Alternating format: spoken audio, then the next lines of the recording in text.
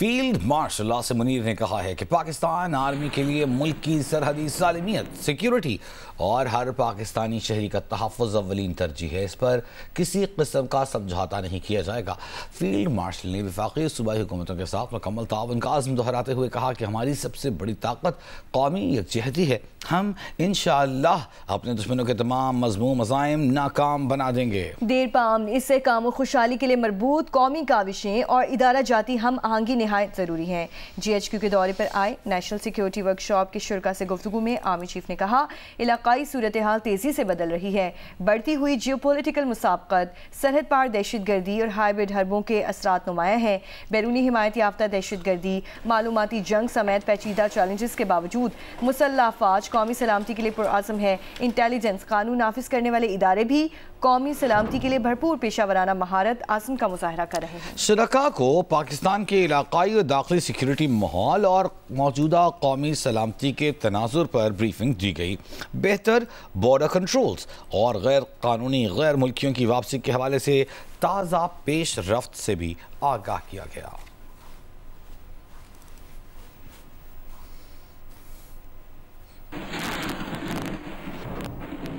आगे बढ़ी और आपको बताएं कि पेशावर में FC हेडक्वार्टर पर हमले की तफसीली CCTV फुटेज तैयार कर ली गई है, जिसमें तीनों हमलावरों को मोटरसाइकिल पर गलत सम से आते, गेट पर धमाका करते और बाद में 2 हमलावरों को अंदर दाखिल होते वाज़ेह तौर पर देखा जा सकता है। फुटेज मुख्तलिफ कैमरों से हासिल करके जमा की गई। फुटेज में तीनों हमलावरों को एक मोटरसाइकिल पर सवार होकर रोड की गलत सम से आते देखा जा सकता है।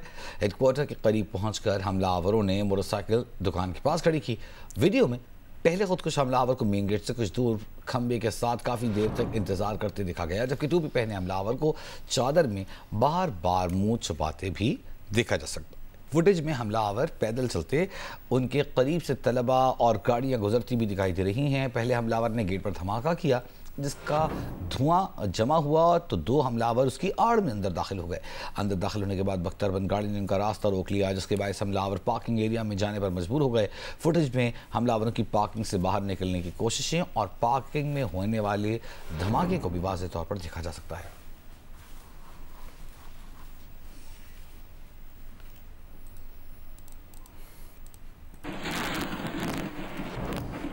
करक में गुज़िश्ता रोज़ शहीद होने वाले पुलिस कांस्टेबल सज्जाद की नमाज़ जनाजा पुलिस लाइन में पूरे सरकारी एजाज़ के साथ अदा कर दी गई। शहीद कांस्टेबल सज्जाद गुज़िश्ता रोज़ तब भी करक में नामालूम अफराद की फायरिंग का निशाना बने। वो एलीट फोर्स बनू में तैनात थे और छुट्टी पर घर आए हुए थे। नमाज जनाजा में DIG Kohat division Abbas Majeed Marwat, deputy commissioner Asad Sarbar, DPO Saud Khan, ज़रई अफसरान और समाजी शख्सियात ने शिरकत की।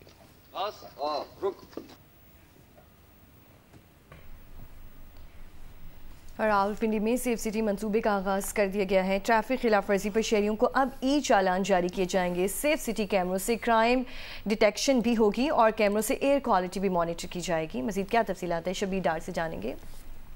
जी, सेफ सिटी मंसूबे के मरकजी कंट्रोल रूम में मैं इस वक्त मौजूद हूँ। मेरे पीछे आपको जो स्क्रीनें नजर आ रही हैं, ये करीबन 2000 कैमरे रावलपिंडी में मुख्तलिफ मकामात पर नस्ब किए गए हैं और आज से रावलपिंडी में बाकायदा तौर पर सेफ सिटी मंसूबे का आगाज कर दिया गया है और चालानिंग का भी आगाज कर दिया गया है। और SSP राना वहाब हमारे साथ मौजूद है, जो इस पूरे प्रोजेक्ट को सुपरविजन कर रहे हैं। सर, बताइएगा किस किस्म के चालान होंगे और किस किस्म की वायलेशंस पर जो है शहरियों को आप आगाही देंगे? यहाँ पे हमारा जो सिस्टम है, इसमें कैपेसिटी है 19 टाइप्स ऑफ डिफरेंट वायलेशंस जिनको ये डिटेक्ट करता है, जिसमें जैसे हेलमेट के बगैर सफ़र करना, सीट बेल्ट के बगैर सफ़र करना, वाइल ड्राइविंग जो है, फ़ोन का इस्तेमाल करना, स्मोक इमिटिंग व्हीकल्स है, अनरजिस्टर्ड व्हीकल्स हैं, लेन लाइन की वायलेशन है। तो ये सारी तरह की जो वायलेशंस हैं उसको सिस्टम कैप्चर करता है, उसको वैलिडेट किया जाता है और आफ्टर इंश्योरिंग 100% के वायलेशंस की गई हैं, जो उसका गाड़ी का ओनर होता है उसको ये चालान इशू किया जाता है। इसमें ये ऑनलाइन सिस्टम के थ्रू आप पे कर सकते हैं। उसके ऊपर जब इशू होता है, नॉर्मली 10 डेज़ का आपको पीरियड होता है जिसमें आपने जमा करवाना होता है। उसके बाद भी अगर आप जमा करवाते हैं तो वो आप सर्टेन पेनल्टीज के साथ जमा करवा सकते हैं। ये सारा जो सिस्टम है, इस वक्त पंजाब का जो मरकजी कंट्रोल रूम है लाहौर में, मरकजी कंट्रोल सिस्टम से ये सेफ सिटी मंसूबा जुड़ा हुआ है। कारुंशर पहाड़ की कटाई के मामले पर कराची में वकला मुजाहिरीन की वज़ीर आला हाउस जाने की कोशिश। पुलिस ने वकला मुजाहिरीन को PIDC चौक पर रोक दिया है। तफसीलात जानेंगे नुमाइंदा जियो न्यूज़ अमीन अनवर से। अमीन, सबसे पहले तो ये बताइएगा कि कारुंशर पहाड़ की कटाई पर क्या इतराज़ है वकला को, और कि ये जो ट्रैफिक जाम से लोगों को मुश्किलात हैं, क्या इसका इदराक है वकला रहनुमाओं को? जी बिल्कुल, वकला का ये कहना है कि सिंध हुकूमत की जानिब से Sindh high court circuit bench Hyderabad के एक फैसले के खिलाफ अपील दायर की गई है।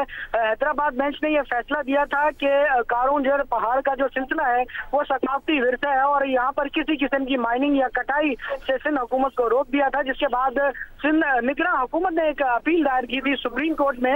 उस पर एडवोकेट जनरल सिंध का यह मौक़िफ़ है कि निगरान हुकूमत की जानिब से जो एक दरख्वास्त दायर की गई थी वो दरख्वास्त एक वापस ले ली गई है, जबकि एक और मुतफरिक दरख्वास्त इसी हवाले से ज़ेर इल्तवा है। ताहम उनके वकील ने पैरवी से इनकार कर दिया है, तो उस पर भी वो काम किया जा रहा है, वापस लेने के लिए इकदाम किया जा रहा है।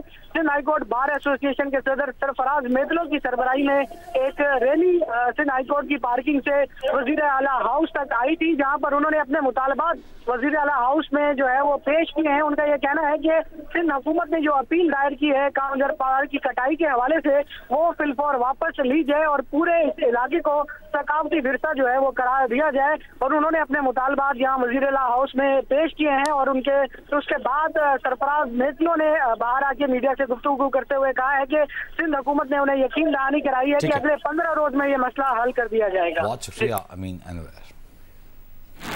इस्लामाबाद की इंसदादे दहशतगर्दी अदालत ने उमर अयूब को केस में इश्तेहारी करार दे दिया है। उमर अयूब का पासपोर्ट और शनाख्ती कार्ड ब्लॉक करने का हुक्म। 4 अक्टूबर को एहतजाज के केस में उमर अयूब की जायदाद की तफसीलात भी तलब करनी है। मुसलसल तलबी के बावजूद उमर अयूब इंसदादे दहशतगर्दी अदालत में पेश नहीं हुए। इंसदादे दहशतगर्दी अदालत के जज ताहिर अब्बास सिप्रा ने केस की समाअत की।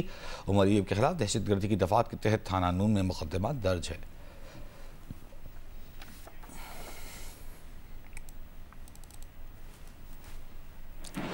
और जिस तरह के अभी कुछ देर पहले हमने आपको खबर दी थी कि वकला ने एहतजाज किया, वज़ीर आला सिंध से मुलाकात की है। इसके अलावा वज़ीर आला सिंध मुराद अली शाह का मीडिया से गुफ्तगू में कहना है कि आईनी अदालतों के क़याम का मामला ज़रूरी था। 27वीं तरमीम के ज़रिए उस मसले को हल किया है।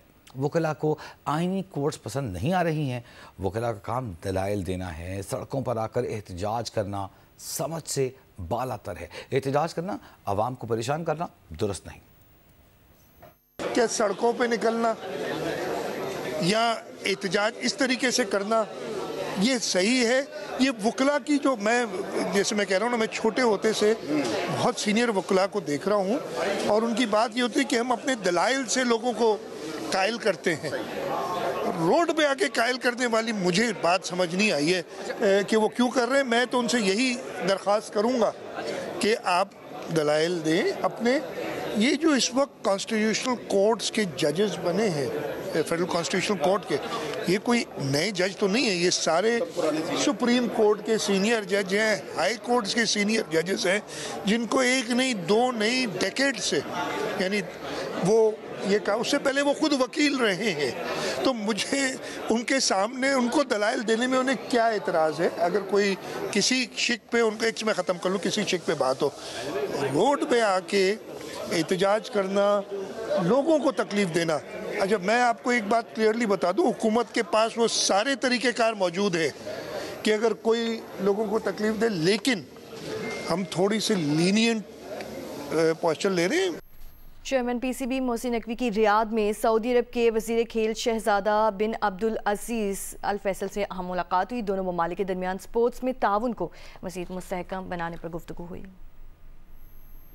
चेयरमैन PCB मोहसिन नकवी की रियाद में सऊदी अरब के वजीर खेल शहजादा अब्दुल अजीज बिन तुर्की अल फैसल से मुलाकात हुई, जिसमें सऊदी अरब में क्रिकेट के फ़रोग, नौजवानों की खेलों के जरिए मुस्बत सरगर्मियों समेत स्पोर्ट्स में ताउन को मजीद मुस्तहकम बनाने पर तफसीली तबादला ख्याल हुआ। इस मौके पर मोहसिन नकवी का कहना था कि शहजादा अब्दुल अजीज बिन तुर्की अल फैसल विजन 2030 के तहत खेलों के शोबे को गैर मामूली अंदाज में आगे बढ़ा रहे हैं। उन्होंने खुसूसन AFC Asian cup 2027, Asian winter games 2029, Asian games 2034 और फीफा वर्ल्ड कप 2034 की मेजबानी के हुसूल पर सऊदी वजीर खेल को मुबारकबाद दी। इस्लामाबाद में माहौलियाती तब्दीली और फ़ज़ाई आलूदगी के बढ़ते ख़तरात के तनाज़ुर में documentary series voices from the roof of the world से मुताल्लिक़ मीडिया गोल मेज़ कॉन्फ्रेंस मुनक़िद हुई। इस मौके पर documentary the killer of smoke की स्क्रीनिंग भी की गई। मरीम नवाज की रिपोर्ट देखिएगा। पाकिस्तान में शदीद स्मोक, फ्लैश फ्लड, गर्मी की लहरों और ग्लेशियर पिघलने से जुड़ा माहौलियाती बहरान अवामी आगाही का मुतकासी है। इसी मौजू को उजागर करने के लिए आगा खान फाउंडेशन की जानिब से voices from the roof of the world की मीडिया स्क्रीनिंग और गोल मेज कॉन्फ्रेंस का इनेकाद किया गया। अभी 2025 में काफ़ी फ्लड्स आए, चाहे वो ग्लेशियर लेक आउटबर्स्ट फ्लड हो, चाहे वो रॉक फॉल्स हों, चाहे मुख्तलिफ किस्म के नेचुरल डिज़ास्टर, कुदरती आफात हों। हम बहुत वल्नरेबल हैं और इस तरह की आगाही और इस तरह के लोकल वॉइसेस को एम्पलीफाई करना हमारे लिए बहुत ज़्यादा इम्पॉर्टेंट होगा as we move towards the future. माहौलियात से मुतालिक documentary the colour of smoke भी दिखाई गई और सीरीज के सीजन 4 की खसूसी झलकियां भी पेश की गईं, जिसमें पहाड़ी खित्तों की मुतासरा कम्युनिटीज की असल कहानियां सामने लाई गई हैं। अगर हम क्लाइमेट चेंज की बात करें तो जो ज़्यादा डाटा है वो चूँकि रिसर्च फॉर्मेट के अंदर होता है, वो रिटन आर्टिकल्स होते हैं, तो जनरली हम मतलब आम जो मासेस हैं वो शायद उससे उस तरह से कनेक्ट नहीं हो पाते। तो जब हम डॉक्यूमेंट्रीज़ की या स्टोरीज़ की या फिल्म मेकिंग की बात करते हैं तो इससे शायद उस लेवल पे नहीं, लेकिन फिर भी कुछ लोग कनेक्ट हो सकते हैं और डेफिनेटली इन लॉन्गर टर्म इसका एक इम्पैक्ट आ सकता है। स्मोक सिर्फ धुंध नहीं बल्कि खामोश जहर है जो सांस लेने के साथ जिस्म में दाखिल हो रहा है। मुकर्रीन का कहना है कि मीडिया माहौलियात जैसे अहम मौज़ूआत पर मजीद तहकीक करके दुरुस्त इंसानी जाविये से भरपूर मालूमात पहुँचाए। कैमरामैन खलीक अहमद के साथ मरियम नवाज, जियो न्यूज़, इस्लामाबाद।